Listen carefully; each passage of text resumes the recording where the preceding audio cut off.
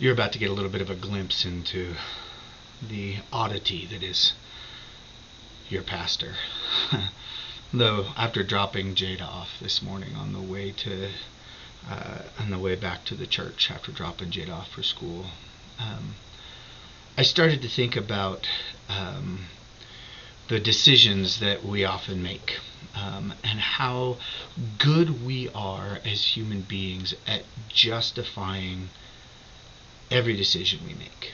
Now, there are some decisions that we make that we make accidentally. We might cut somebody off in traffic and not realize that they were there, right? That wasn't an intentional thing, and so we don't justify that. But there are also times when we know we're about to cut somebody off, but we justify it by saying, well, we're in a hurry or whatever.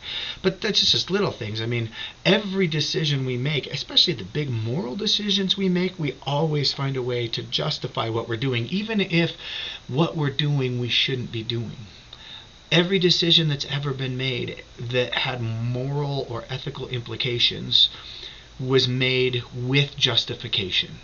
The dropping of atomic bombs on Hiroshima and Nagasaki was justified in the minds of those who dropped it. And I'm not here to say it should or shouldn't have been, right? Like, I know what I believe, but that's not the point of this. The same thing is true when a child gets neglected, or a spouse gets abused, or someone is sold into human slavery, or a drug dealer decides to target children. Every decision we make, we find a way to justify. And that's interesting to me. I find it intriguing that we are so adept at justifying our actions, even some of the most horrible and atrocious things that you could possibly imagine. We find a way to justify. And as I thought about that, I started to realize how often our justification comes either at the expense of ourselves, or at the expense of someone else.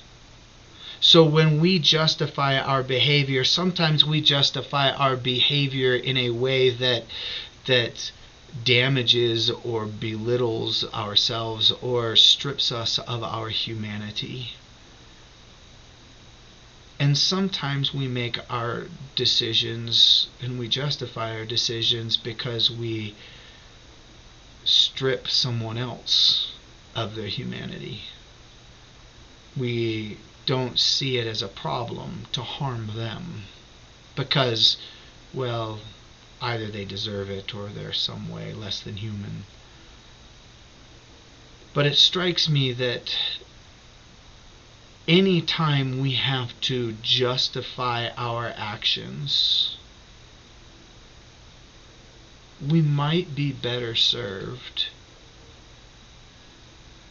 by stepping back from that decision and considering what that decision might look like without the justification.